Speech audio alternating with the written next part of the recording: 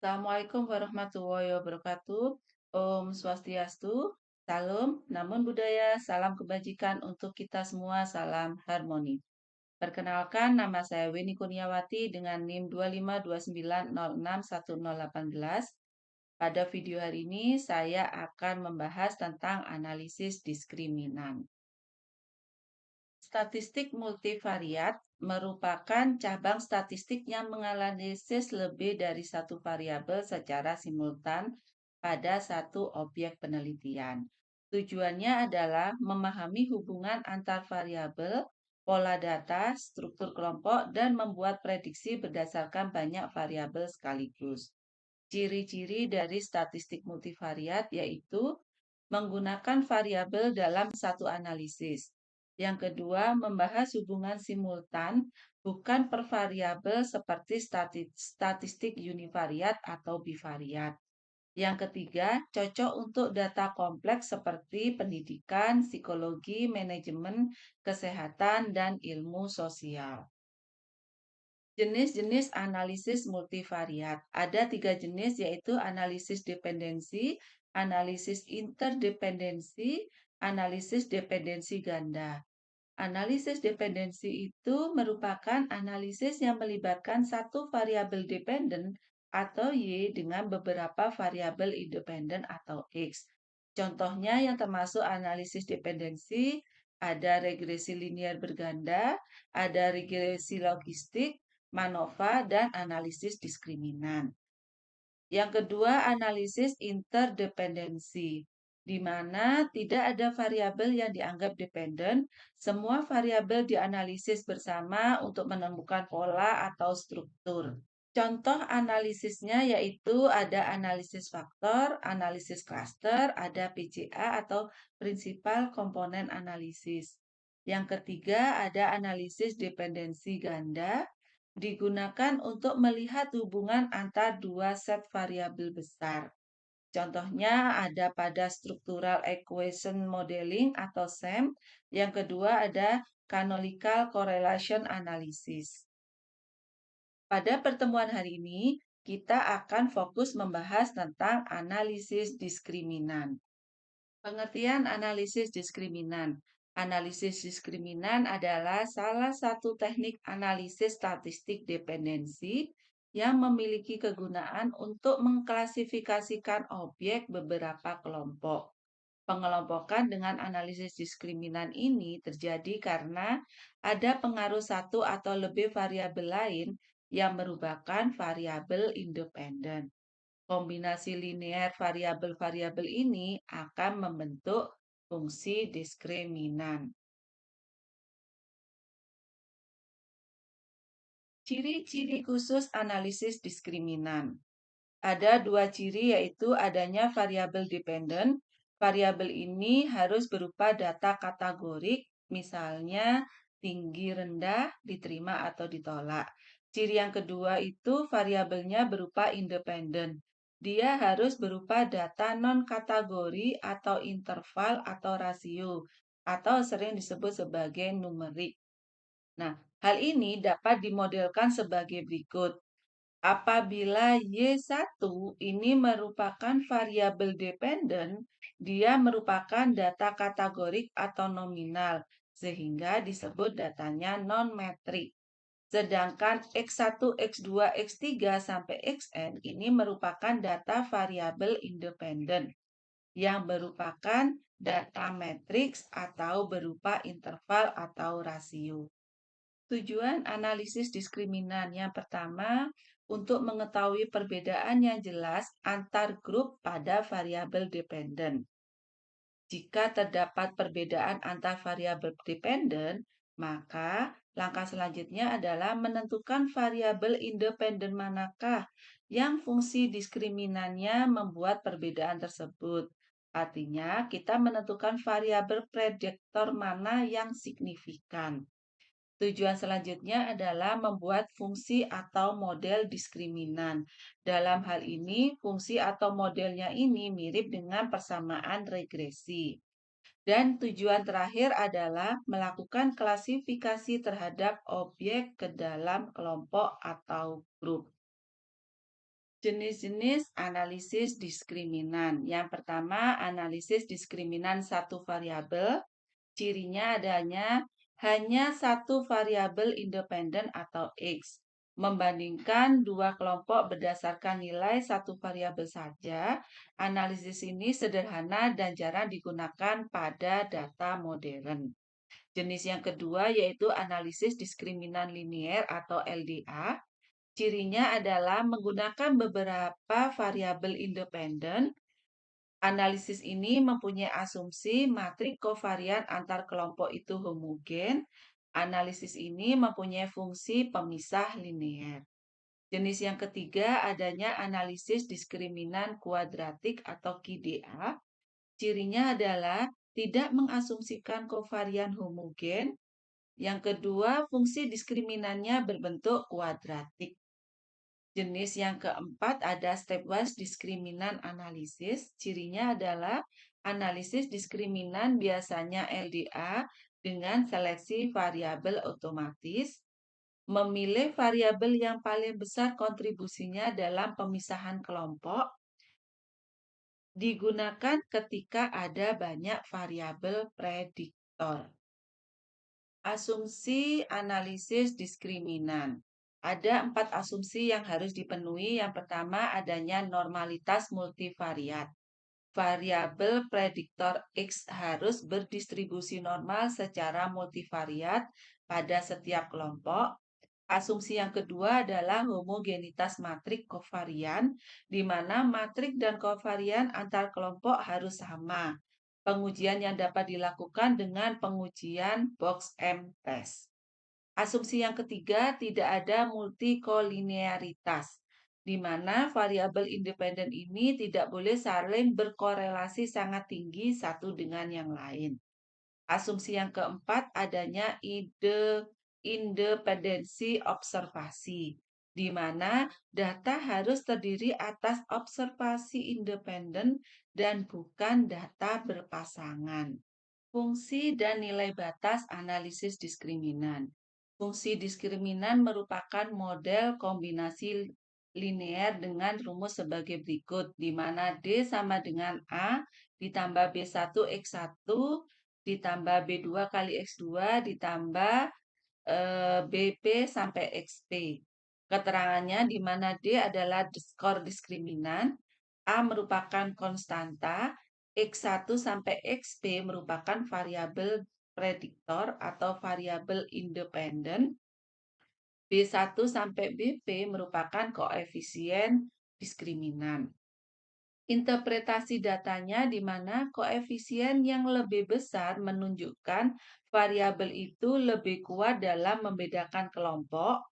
Fungsi diskriminan memaksimalkan jarak antara sentroid kelompok. Langkah-langkah analisis diskriminan. Yang pertama, menentukan variabel dependen atau kelompok dan variabel prediktor, di mana variabel dependen atau terikat dalam bentuk kategori. Yang kedua, memeriksa asumsi. Asumsi yang diperiksa yaitu normalitas, homogenitas varian, serta multikolinearitas. Langkah yang ketiga, membangun fungsi diskriminan, di mana fungsi tersebut berupa persamaan linear yang digunakan untuk memisahkan kelompok. Langkah yang keempat, mengestimasi koefisien fungsi diskriminan. Koefisien ini menunjukkan kontribusi variabel dalam memisahkan kelompok. Langkah yang kelima, menguji signifikansi fungsi diskriminan dengan menggunakan Wix lambda, chi-square, dan uji lainnya. Yang keenam, melakukan klasifikasi, di mana setiap objek ditempatkan ke dalam kelompok berdasarkan skor diskriminan.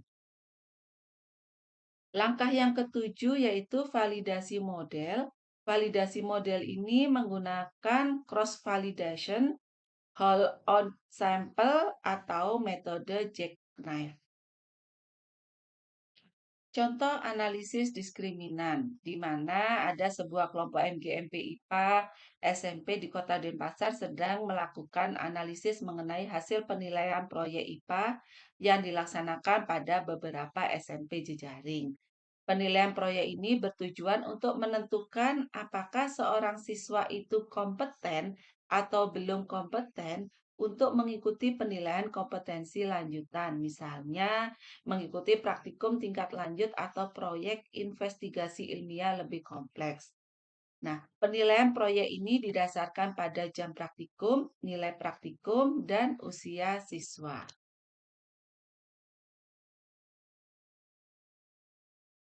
Identifikasi kasusnya di mana variabel dependen atau Y-nya ini merupakan siswa yang belum kompeten untuk mengikuti penilaian kompetensi lanjutan akan diberi kode 0, sedangkan siswa yang kompeten untuk mengikuti penilaian kompetensi lanjutan diberi kode 1.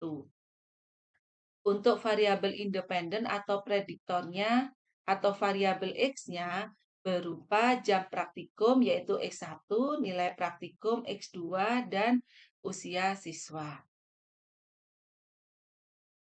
Berikut adalah contoh tabel data siswa, di mana untuk sampelnya diambil dari 30 siswa dengan rekomendasi belum kompeten 15 siswa dan 15 siswa itu kompeten, di mana nanti ada variabel jam praktikum, nilai para praktikum, dan usia. Nah, data tabel ini akan diproses lebih lanjut dengan menggunakan SPSS. Langkah-langkah analisis diskriminan dengan SPSS. Langkah yang pertama, kita melakukan uji asumsi. Langkah yang kedua, uji diskriminasi. Dan yang ketiga adalah mengukur ketepatan klasifikasi. Baiklah, kita sekarang menuju ke SPSS. Baik, yang perlu kita masukkan terlebih dahulu yaitu pada variabel view. Di variabel view ini kita mempunyai data independen dan data faktor dependennya. Baik, langkah pertamanya kita memasukkan variabel view-nya. Yang pertama ada rekomendasi. Kita beri value-nya yaitu untuk 0 dengan keterangan atau labelnya belum kompeten. Kita add. Kemudian kita buat satu dengan labelnya sebagai siswa yang kompeten. Oke, sekarang kita oke. Lanjut kita menuju ke variabel prediktornya, yaitu kita buat yang pertama adalah JP. JP di sini kita berikan label bahwasanya JP adalah jam praktikum. Sedangkan mentionnya ini kita buat skala. Yang kedua, variabel X-nya ada nilai atau NP. NP ini kita beri label nilai praktikum. Dengan mentionnya juga kita rubah dengan skala. Lanjut yang ketiga, faktornya adalah usia. Di usia ini juga kita buat skala. Baik, variabel view-nya sudah dibentuk. Sekarang kita akan memasukkan data view-nya. Data view-nya sudah kita siapkan, yaitu terdapat 15 siswa dengan rekomendasi dia belum kompeten dan 15 siswa itu kompeten. Kita tinggal copy paste, kita masukkan ke data view. Baik, data sudah kita masukkan. Sekarang kita menggunakan analisis yang pertama, yaitu kita akan menguji asumsi normalitas dengan cara analyze, deskripsi statis, kemudian explore. Nah, di sini kita akan memasukkan dependent list-nya, yaitu adanya jam praktikum, nilai praktikum, dan usia. Sedangkan faktor list-nya kita masukkan rekomendasi. Kemudian diklik plot. Di plot ini kita centang yaitu normality plot with area with test. Kemudian kita oke. Nah, sudah diperoleh data terkait dengan data normalitas. Test of the normality. Nih, Ini nanti kita interpretasikan di kegiatan selanjutnya.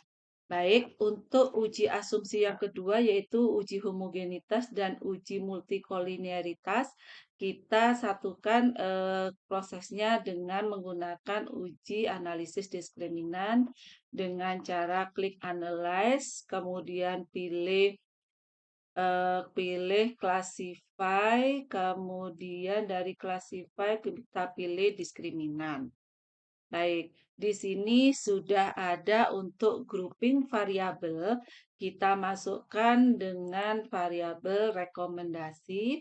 Di sini terdapat define ring. Tadi kita sudah tentukan 0 untuk siswa yang belum kompeten, berarti nilai minimumnya. Dan 1 untuk siswa kompeten, yaitu nilai maksimumnya. Continue. Kemudian kita tinggal masukkan ke independennya, yaitu ada jam praktikum, nilai praktikum, dan usia. Nah, di sini kita juga centang menggunakan use stepwise method.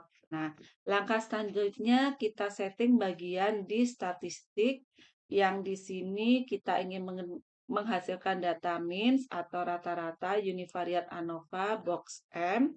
Kemudian di fungsi koefisien kita ingin adanya understandardized. Kemudian di matrik ini kita ingin menggunakan with include correlation.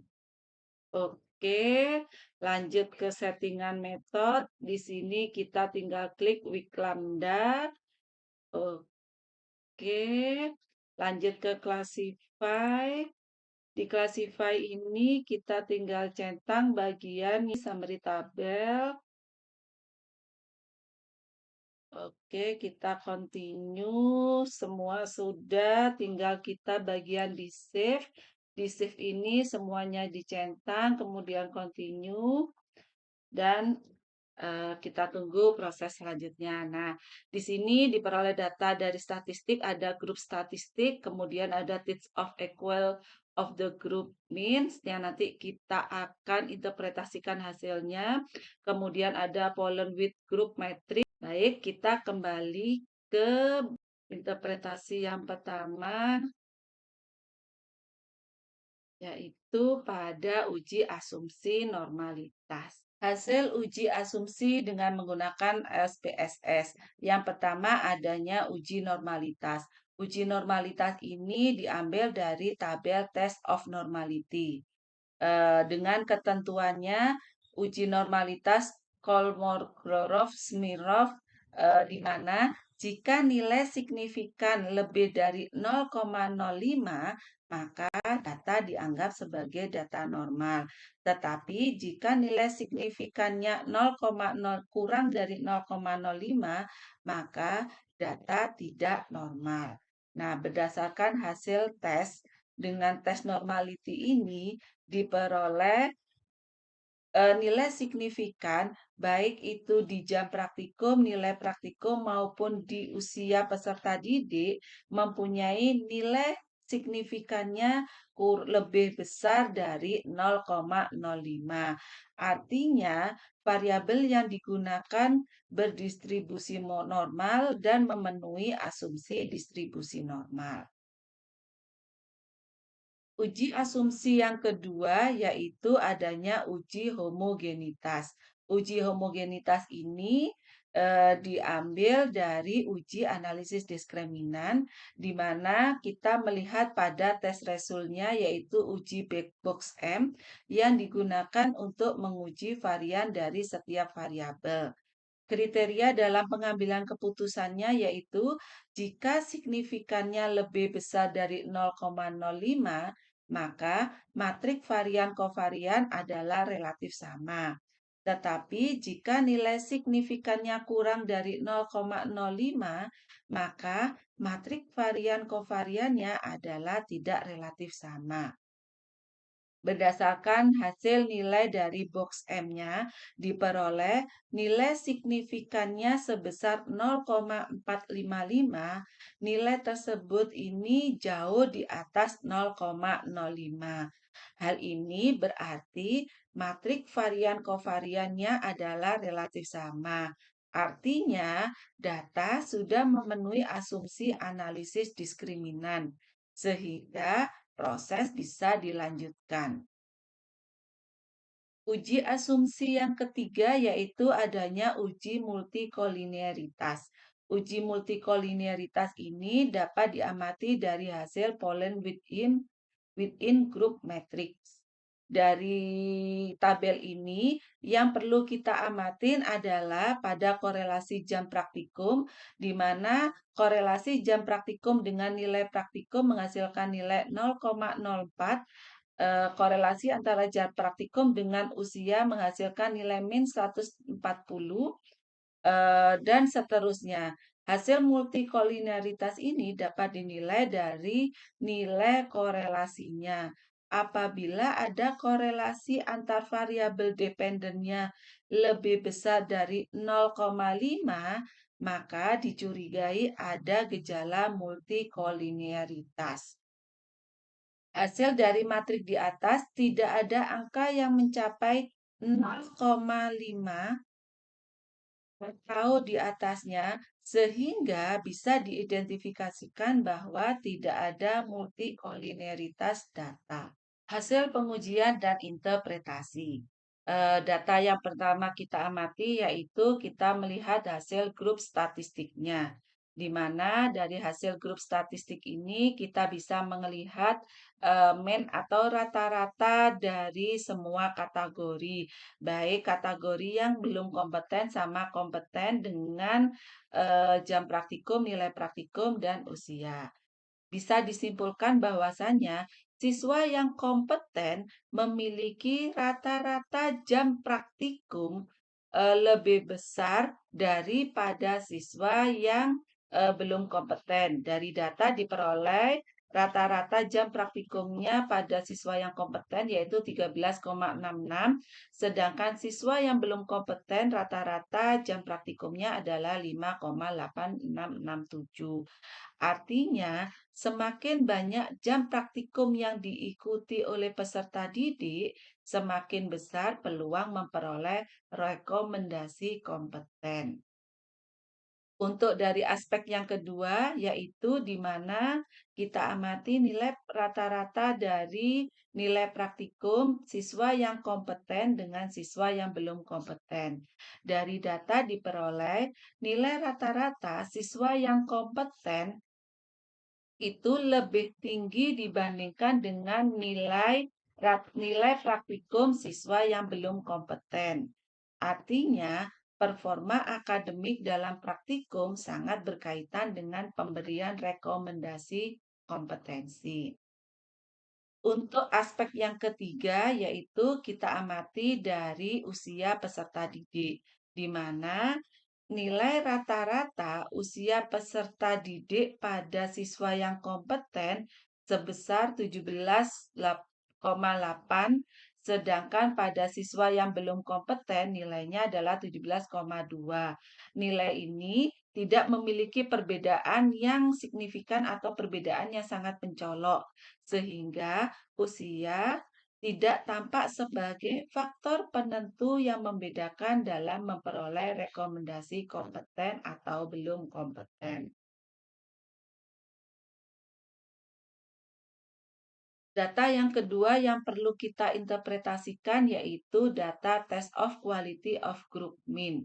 Dengan kriteria jika nilai signifikannya lebih besar dari 0,05, tidak ada perbedaan antar grup. Tetapi jika nilai signifikannya kurang dari 0,05, ada perbedaan antar grup.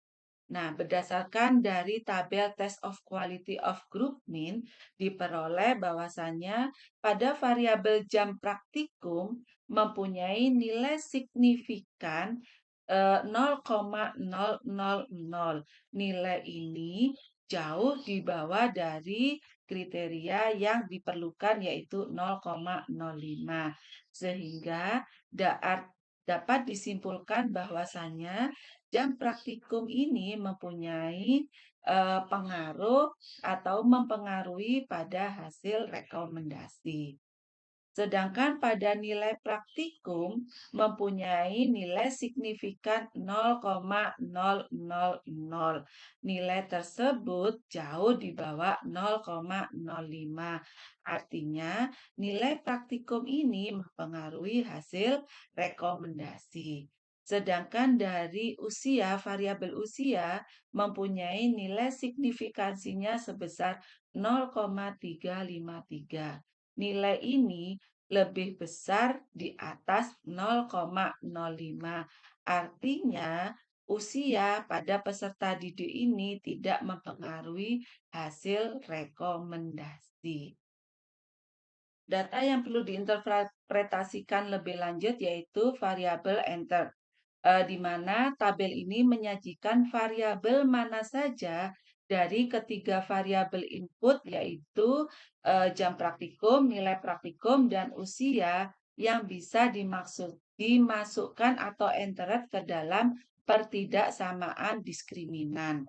Dari tabel bisa dilihat bahwa pada variabel nilai praktikum dan jam praktikum, angka signifikannya adalah 0,00.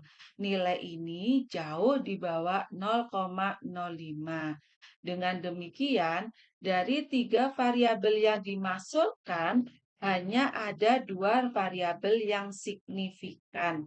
Atau bisa dikatakan bahwa nilai praktikum dan jam praktikum dapat mempengaruhi rekomendasi pelaksanaan ujian kompetensi, yaitu bisa mengambil keputusan kompeten atau belum kompeten.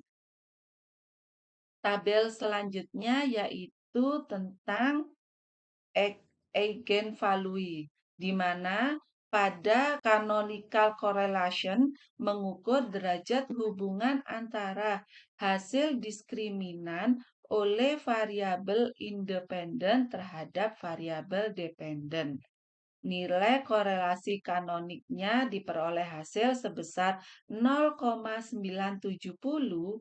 Nilai ini menunjukkan hubungan antara nilai diskriminan dengan kelompok sangat tinggi dengan asosiasi antara 0 sampai 1 kuadrat dari nilai korelasi kanonikal. Dari nilai ini diperoleh 0,97 kuadrat, hasilnya adalah 0,9401 yang menyatakan bahwasannya model diskriminan ini sangat baik dalam membedakan siswa yang kompeten dan belum kompeten dengan nilai sebesar 94,01%.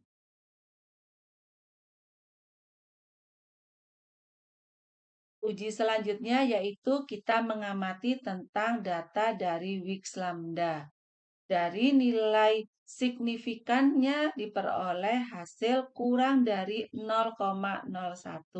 Nilai signifikan Wix Lambda ini artinya kurang dari nilai signifikan 0,05. Hal ini menunjukkan bahwa fungsi diskriminan yang dibentuk berdasarkan kombinasi antara variabel jam praktikum, nilai praktikum, dan usia secara simultan mampu membedakan secara signifikan antara kelompok siswa kompeten dengan kelompok siswa belum kompeten. Dengan nilai Wix Lambda yang sangat kecil yaitu 0,060, hal ini mengindikasikan bahwa model diskriminan yang dihasilkan memiliki kekuatan diskriminan yang sangat tinggi dan mampu memisahkan kedua kelompok dengan sangat baik. Selanjutnya yaitu kita mengamati tentang struktur matrik, di mana struktur matrik ini menunjukkan korelasi antar setiap variabel prediktor dengan fungsi diskriminan yang terbentuk. Nilainya menunjukkan seberapa besar kontribusi masing-masing variabel dalam membedakan kelompok. Berdasarkan tabel menunjukkan bahwa diskriminan utamanya dibentuk oleh variabel nilai praktikum dengan nilai fungsinya sebesar 0,824, kemudian diikuti dengan jam praktikum dengan nilai sebesar 0,599. Sedangkan untuk variabel usia dengan nilai 0,195, nilai ini tidak relevan dalam membedakan kelompok dalam penelitian. Artinya, fungsi diskriminan ini terbentuk dapat diinterpretasikan sebagai kombinasi antara variabel nilai praktikum dengan variabel jam praktikum, bukan dipengaruhi oleh faktor usia.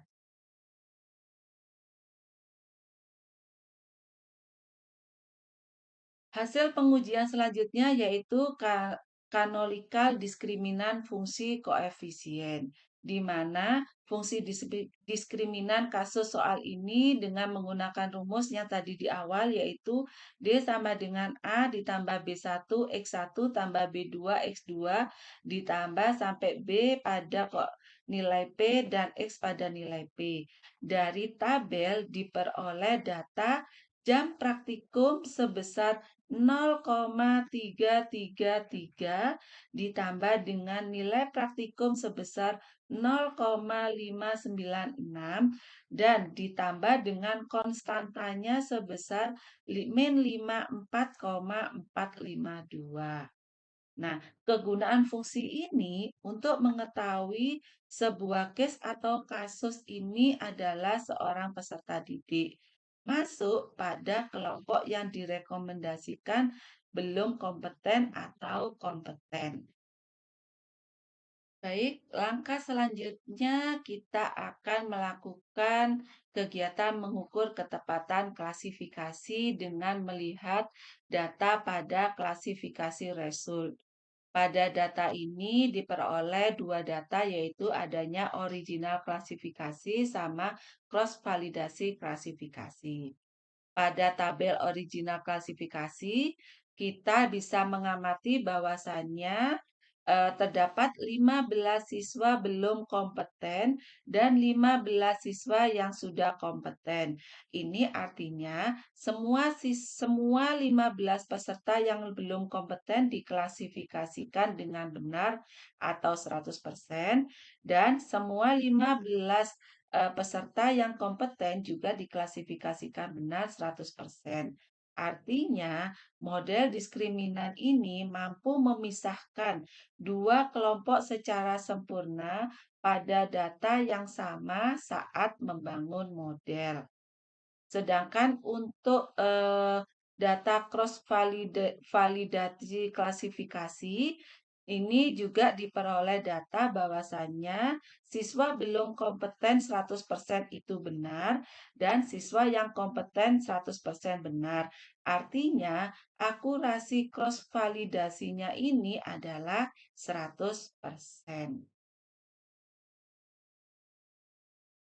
Baik, demikian yang bisa saya sampaikan. Untuk kurang lebihnya saya ucapkan mohon maaf dan terima kasih atas perhatiannya.